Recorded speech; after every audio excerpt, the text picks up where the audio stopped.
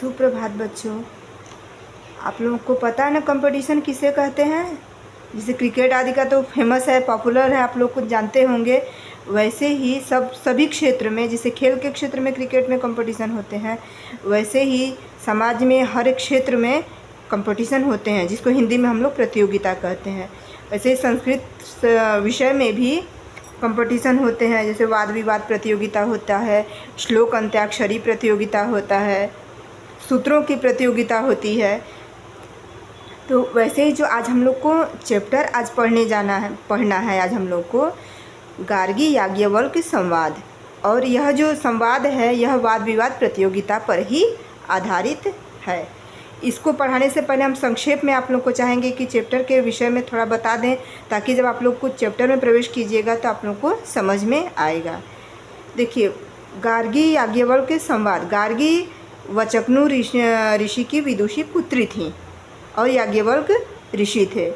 एक बार मिथिला के राजा जनक, मिथिला के राजा वही जनक जो सीता माँ के पिताजी थे, तो उन्हीं के यहाँ यज्ञ हुआ। यज्ञ के पश्चात लोक प्रचलित है कि यज्ञ जब होता है तो उसके बाद दक्षिणा दी जाती है। प्राचीन काल में गौदान किया जाता था, तो वही यज्ञ की समाप्ति पर दक्षिणा देने की प्रथा थी। तो राजा जनक जो थे वो सोने की सिंहों वाली गायों का दान करने के लिए विचार किए थे। तो जब दान करने की बात आई तो वो बोले, उनके मन में ये दान करने की भी बात इसलिए भी आई थी कि जो जैसे दान है वैसे ही सभी लोग सोने के सिंहों वाली गायों को नहीं ले जा सकता था। उनका ये था कि जो अपने आप को, जो आए हुए ब्राह्मणों में जो अपने आप को सर्वश्रेष्ठ सर्वविद समझता हो, ब्रह्मनिष्ठ समझता हो, वही वो उन गायों को ले जा सकता था। तो सभी लोग, जितने लोग थे, सबको बोले कि आप लोग जो अपने आप को सर्वश्रेष्ठ ब्रह्मविद समझते हैं तो वो लोग इन गायों को ले जाए। तो कोई भी ब्राह्मण उनके वचन को सुनकर के आगे नहीं आता है, कोई भी नहीं ले जाता है। उसके बाद याज्ञवल्क्य ऋषि जो रहते हैं वो अपने शिष्य को आदेश देते हैं कि इन गायों को अपने गृह ले जाओ, अपने घर ले जाओ। तो वहाँ जितने ब्राह्मण ऋषि रहते हैं सभी को आक्षेप होता है, सभी को क्रोध ही, मतलब आक्षेप भी क्रोध के कारण होता है कि हम लोग इतने मतलब ब्रह्मनिष्ठ ज्ञानी हैं, तो आप ही अपने आप को सर्वश्रेष्ठ समझ रहे हैं कि आप अपनी इन गायों को ले जाने का आदेश दे दिए हैं शिष्य को। तो सब लोग आक्षेप करते हैं। तो आक्षेप के कारण, जब आक्षेप व क्रोध के साथ जब ये बात बोलते हैं तो याज्ञवल्क्य ऋषि कहते हैं कि मैं आप लोगों के प्रति आदर भाव रखता हूँ और अपने आप को सर्वश्रेष्ठ नहीं समझता हूँ, बल्कि आप लोग के प्रति सम्मान व्यक्त करता हूँ। लेकिन हमें इन गायों की आवश्यकता है, किंतु हमें इन गायों की अभिलाषा है, आवश्यकता है, अतः मैं इन गायों को ले जाने का आदेश दिया हूँ। तो इसके बाद सभी जो ब्रह्मनिष्ठ जो ब्राह्मण थे सभी लोग उनको वाद विवाद प्रतियोगिता में शास्त्रार्थ में उनको पराजित करने का प्रस्ताव, मतलब अंदर से इच्छा रखते हैं कि इनको पराजित किया जाएगा। जब इनको आवश्यकता है, ले जा रहे हैं, अपने आप को सर्वश्रेष्ठ समझ रहे हैं, तो इनको हम लोग शास्त्रार्थ में पराजित करेंगे। तो सभी लोग बारी बारी से, सभी जितने ब्राह्मण वहाँ रहते हैं सब लोग प्रश्न करते हैं और सभी के उत्तर वो धैर्यता से देते जाते हैं। याज्ञवल्क्य ऋषि कोई भी उनको पराजित नहीं कर पाता है। उसके बाद जो विदुषी गार्गी हैं वो उनसे प्रश्न करती हैं और उनके उत्तर याज्ञवल्क्य ऋषि देते हैं। उसके पश्चात फिर पुनः ब्राह्मण सभी प्रश्न पूछते हैं, सभी के उत्तर याज्ञवल्क्य ऋषि देते हैं और अंत में 2 प्रश्न गार्गी याज्ञवल्क्य से पुनः पूछती हैं, जिन प्रश्नों के पूछने के बाद वो याज्ञवल्क्य ऋषि को विजेता घोषित करती हैं और उन ब्राह्मणों के मध्य यह घोषणा करती हैं कि आप लोगों के मध्य ऐसा कोई ब्रह्मनिष्ठ ब्राह्मण नहीं है जो याज्ञवल्क्य ऋषि को पराजित कर सके। इसी कथा को हम लोग आज पढ़ने जा रहे हैं, ठीक है ना। आसित पूरा मिथिलायाम जनको नाम राजा। मिथिला में जनक नामक एक राजा थे। कब थे? प्राचीन काल में। पूरा प्राचीन काल में मिथिला में जनक नामक राजा थे। एकदा सह बहुदक्षिणेन यज्ञेन युजे। एक बार उन्होंने बहुदक्षिणा से युक्त यज्ञ किया। बहुदक्षिणतया प्रसिद्धे तस्मिन् यज्ञे विद्वद्भूयिष्ठ कुरु पांचाल देशेभ्यः ब्राह्मणाः समागताः। बहुदक्षिणा से युक्त प्रसिद्ध उस यज्ञ में विद्वद भूयिष्ठ विद्वानों से स्थित कुरु और पांचाल देश के ब्राह्मण आए। एवं बहुषु ब्राह्मणेष्वागतेषु यष्टुं प्रवृत्तस्य राज्ञः मनसि विजिज्ञासा बभूव। एवं बहुषु उन ब्राह्मणों में यष्टुम यज्ञ के लिए प्रवृत्ति के लिए राजा के मन में विजिज्ञासा ऐसी जिज्ञासा हुई। अब क्या जिज्ञासा हुई आगे बताएंगे। कह स्वीदेशां ब्राह्मणानां ब्रह्म विद्यानुवचन कुशलः इति। इन ब्राह्मणों के मध्य ब्रह्म विद्या वचन में कौन कुशल है, अर्थात इन ब्रह्म विद्या में इन ब्राह्मणों के मध्य कौन सर्वकुशल है, सर्वज्ञाता है, यह जानने की इच्छा राजा जनक के मन में हुई। तो इसके लिए उन्होंने क्या किया। राजा जनकः स्वजिज्ञासा प्रशमनार्थम स्वगोष्ठे स्वर्णशृंगयुतां गवाम सहस्रमवरोध। तो उन्होंने अपनी जिज्ञासा के प्रशमनार्थ, अपने जिज्ञासा को शांत करने के लिए राजा जनक ने स्वगोष्ठी अपनी सभा में स्वर्ण श्रृंगायुक्त मतलब सोने की सिंहों से युक्त गायों को एकत्र किया। अथ सहतान ब्राह्मणान प्रत्यकथयत। तब इसके बाद उन्होंने उन ब्राह्मणों से कहा, हे भगवन्तः ब्राह्मणाः भवतां मध्ये यो ब्रह्मिष्ठ स एताः गाः स्वगृहं नयतु इति। जो आप लोगों के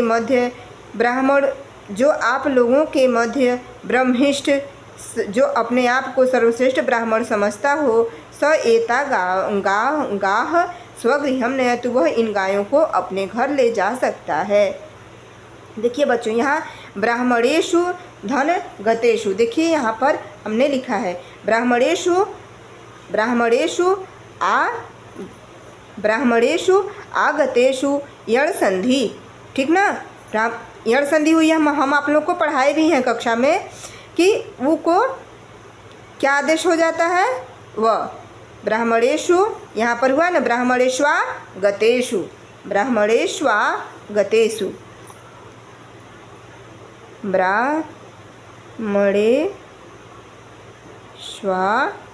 उ को वह हो जाता है, य वर और ई उ री ली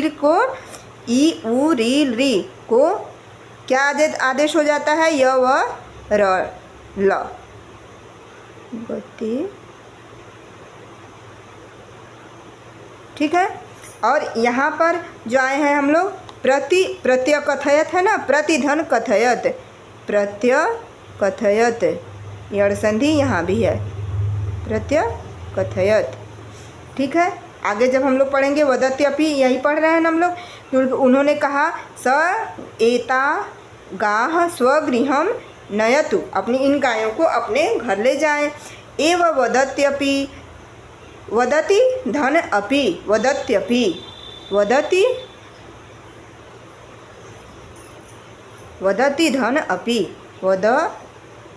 वदत्यपि, ठीक है। तो इन गायों, इनके बोलने पर भी, उन गायों को राजा जनक के बोलने पर भी ताह गाह नेतु मुद्यतो बभूव, कोई भी उन गायों को ले जाने के लिए उद्यत नहीं हुआ, प्रेरित नहीं हुआ, कोई भी आगे नहीं बढ़ा। तूष्णीमुपगतेषु समस्तेषु ब्राह्मणेषु तेष्वन्यतमः याज्ञवल्क्यः स्वशिष्यमित्थमुवाच। देखिए,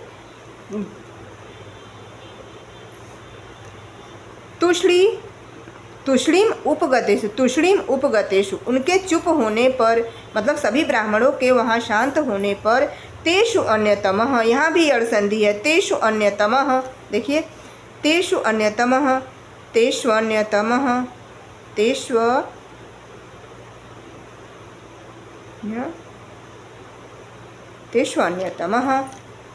उनमें से जो अन्य याज्ञवल्क्य ऋषि थे उन्होंने अपने शिष्य से कहा, हे सोमार, उनके शिष्य का नाम था, हे सोमार, एताह गाह अस्मद्गृहान् नयतु इति, इन गायों को अपने घर ले जाइए। सह ताह तद्गृहान् नेतुमुद्यतो बभूव, तो उसके बाद उन गायों को ले जाने के लिए उद्यत हुए। याज्ञवल्क्येन ब्रह्मिष्ठ पड़ स्वीकारेण तदितरे ब्राह्मणाः क्रुद्धा बभूव। याज्ञवल्क्य से ब्रह्मिष्ठ को स्वीकार करने से तदितरे जो दूसरे ब्राह्मण थे, तदितरे ब्राह्मणाः, वहाँ जो दूसरे अन्य ब्राह्मण थे, क्रुद्धा बभूव, क्रोधित हो गए।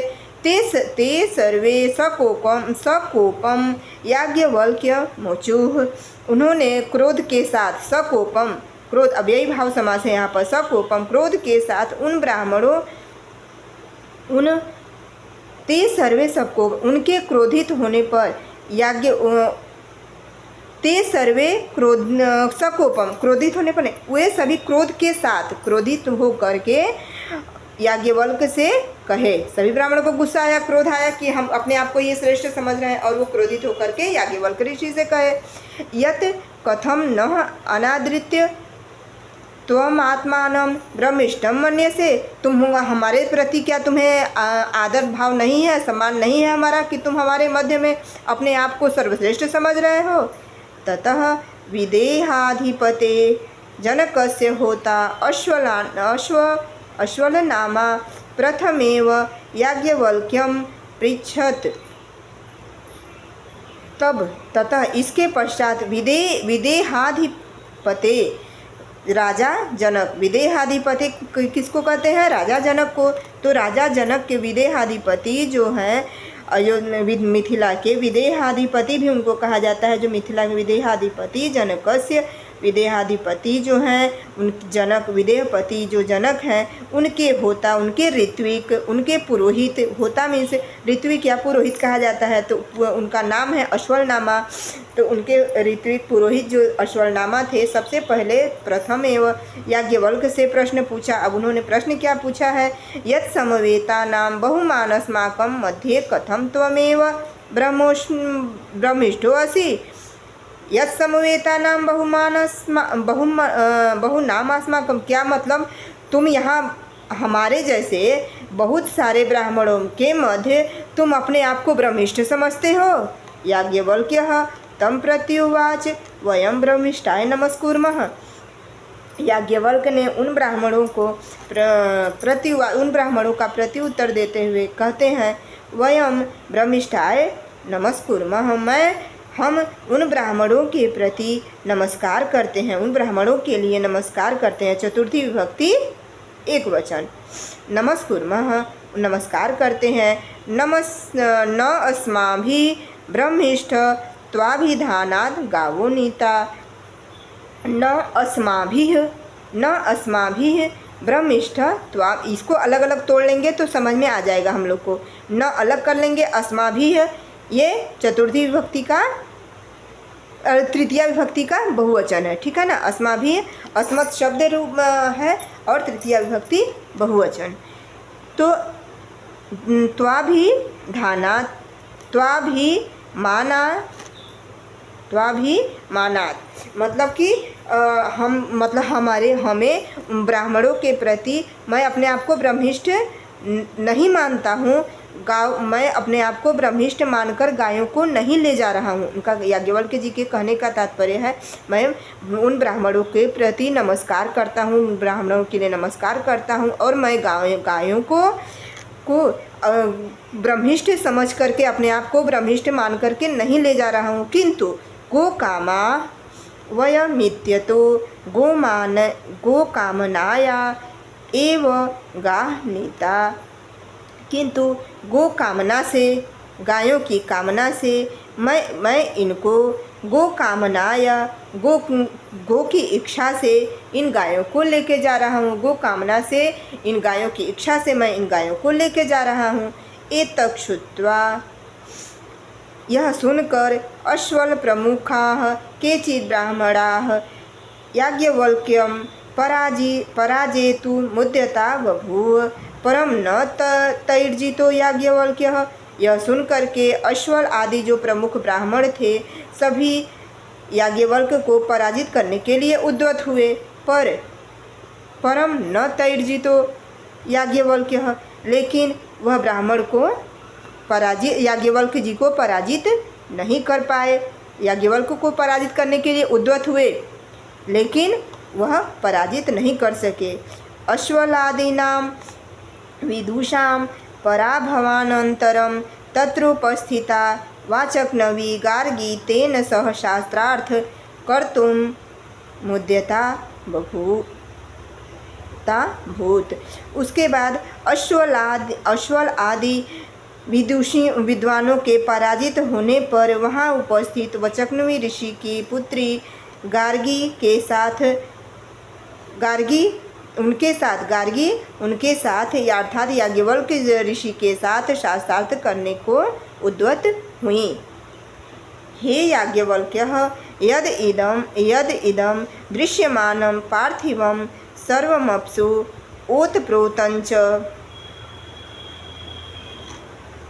ओतप्रोतञ्च ताः आपः कस्मिन् खलु ओताः प्रोताश्च।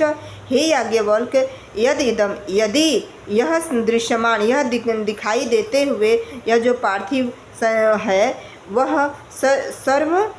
सर्वमप्सु सभी जो पार्थिव में सभी में ओतप्रोत है, तो मतलब सब कुछ जो है ये पार्थिव में ओतप्रोत है, तो ताह आपह तो यह जल कस्मिन खलु ओतप्रोतश्च तो यह जल किस में, आपह मीन्स जल होता है, तो यह जल किस में ओतप्रोत है। तो याज्ञवल्क्य प्रत्यावदित याज्ञवल्क्य कहते हैं वायो इति, वायु में ओतप्रोत है।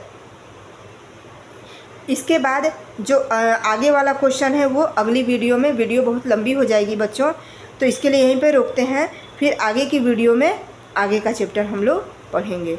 ठीक है, इतना समझ में आया? कहीं किसी को बच्चों प्रॉब्लम होगी तो आप लोग पूछिएगा, ठीक है ना।